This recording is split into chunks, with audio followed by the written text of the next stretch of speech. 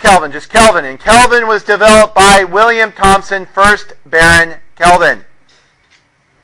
Kelvin was his title. He was a British peer. You know, it's just like Charles Windsor. Charles Windsor has a title, Prince of Wales.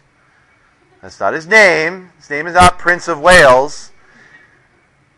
Just like his name was not Baron Kelvin. I mean, his son would have been the 2nd Baron Kelvin. But William Thomson. Now, Baron Kelvin was actually looking at the work of a French scientist named Jacques Charles. Those of you who have had chemistry might recall something called Charles' Law. Charles' found out the volume and temperature for a gas are directly proportional at a constant pressure. So like if you kept pressure constant, as temperature goes up, volume goes up. You know, like a balloon expands. When it gets cold, it contracts. But it's directly proportional. So if I graph this, if I graph volume and temperature for a particular type of gas, what kind of line am I going to get? It's directly proportional. It's going to give me a straight line. Now, each type of gas has a different angle. In other words, it has a different slope, depending on the gas. But what Kelvin noticed was that if you extend those lines back to where we go to volume goes to 0 for the gas, all these lines seem to intersect at the same point when we get to 0 volume. So what he theorized, he had a hypothesis that said, hey, maybe there is an absolute lowest temperature beyond which you cannot go any lower. This is where we get this idea of absolute zero. Absolute zero is the lowest possible temperature. And our theory is at that temperature, things start to vibrate. Remember, temperature is vibration. It's that kinetic energy. We get to absolute zero, all that vibration stops. All that movement. Even in your table, the little molecules are vibrating. Stops. We've never gotten there. We've gotten close. But it's kind of like by measuring it, you add some heat energy, you add some energy to it, and it's not at absolute zero anymore. Now, this is defined by that absolute zero point and something called the triple point of water. Now, during phase change, usually you will have two states of matter present. Like when we boil water, you have liquid water and you have gaseous water. When you freeze water, you have solid water and liquid water. Water can sublime. In other words, it could go from a solid to a gas. That's kind of what happens in your frost-free refrigerator. So you only have two present, but at the triple point, this particular pressure and temperature, all three can happen. All three states are there present going from phase change. You know, solid to gas, gas to solid to liquid, liquid to solid. All three are happening at the same time. That's what the triple point is. This is our SI unit of temperature, though. It is the SI unit. This is what we use. Kelvins. Anyone need more time? So 0 would be our absolute zero. Absolute zero. 273.15 Kelvin. Freshwater freezes. Freshwater freezes at 273.15 Kelvin. Think it's like hydrogen becomes a solid is something like minus 10, not minus. There are no minuses in Kelvin. Like 10 Kelvin, something like that. Some little low, hydrogen becomes a solid. Some horrendously low number. 272.16. Well, that's that triple point temperature.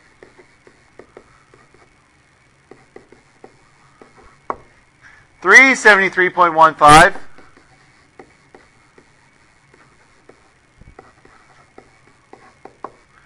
Freshwater boils. By the way, you might want to make a note at the beginning. All these temperatures are at sea level.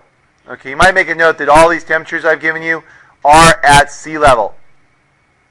These are all the sea level things. Notice between 273 and 373, our water is going from freezing to boiling. How much was there a difference there? 100.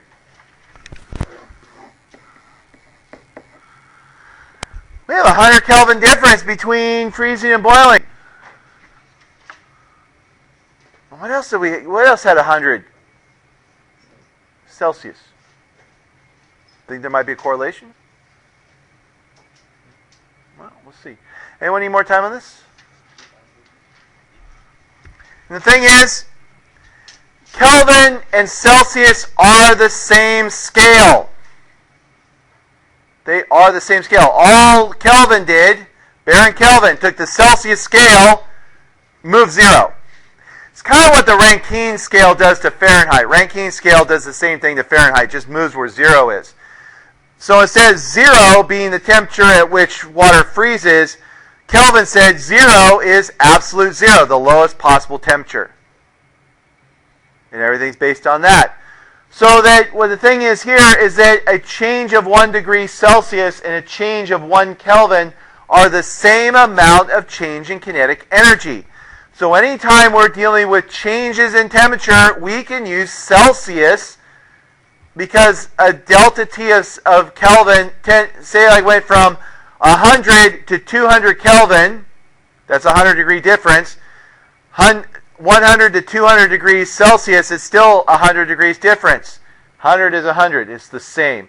So in a lot of our formulas. In fact, most of the time we don't have to convert to Kelvin. It's not until we need absolute temperature, which is not until chapter 24.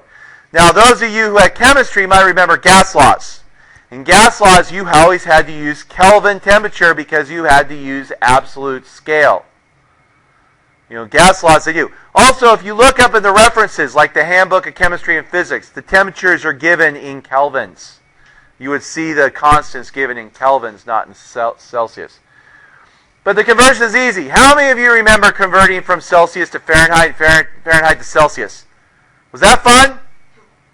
It's like, 22/9 times something plus or minus a 32.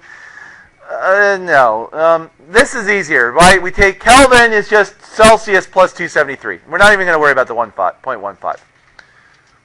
So I want Kelvin, take Celsius, add 273. If I want Celsius, take Kelvin and subtract 273. Very easy on that.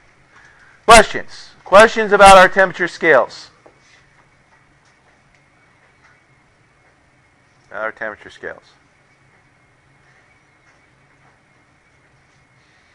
Anyone? You want any more time? Heat.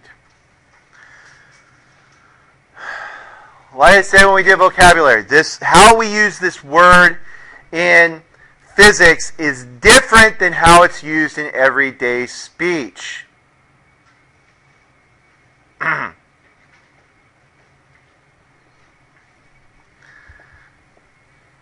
Our symbol is a capital Q. Our unit, well, we can use joules or we use the calorie. And calorie with a lowercase c. And it measures the energy that transfers from one object to another object due to a difference in temperature. It's not the energy that's in you. It's not the energy in another object. It's the energy that would go from you to that object. Like, put your hand flat on top of your table. Put your hand flat. What does it feel like? It feels cold. Because energy is leaving your hand and going into the table. That energy that leaves your hand and goes into the table is heat. That's heat. Whatever leaves your hand and goes in the table, that's heat. Now, one thing about measuring temperature. You feel the top of the table. Feel the wood part on the side. Which is colder?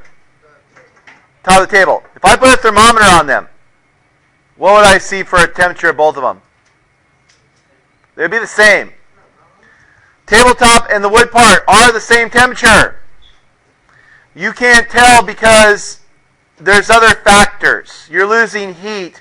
You're losing energy to the tabletop much faster than you can lose it to the wood.